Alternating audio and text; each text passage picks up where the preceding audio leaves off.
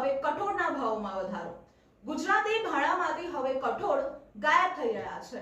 ખાણીપીણીના ભાવ આસમાને પહોંચી ગયા હોવા છતાં અન્ન અને નાગરિક પુરવઠા વિભાગના અધિકારીઓ કુંભકર્ણની નિદ્રામાં રહેતા હોવાથી છેલ્લા ઘણા સમયથી કેટલાક વિભાગુ તત્વો કઠોળ અને શાકભાજીમાં કૃત્રિમ ભાવ વધારો કરી રહ્યા છે, જેના લીધે ગૃહિણીઓનું બજેટ પણ ખોરવાઈ રહ્યું છે। ગૃહિણીઓમાં આક્રોશ જોવા મળી રહ્યો છે। ગૃહિણીઓ ધીરજ રાખે તો પણ કેટલી રાખે? મોંઘવારી દિવસે ને દિવસે વધતી જાય છે, તો બીજી તરફ અન્ન અને નાગરિક પુરવઠા વિભાગ અને તોલમાપ વિભાગમાં અપૂરતા સ્ટાફને લીધે બજારમાં કોઈ તપાસ કરવા પણ જતું નથી।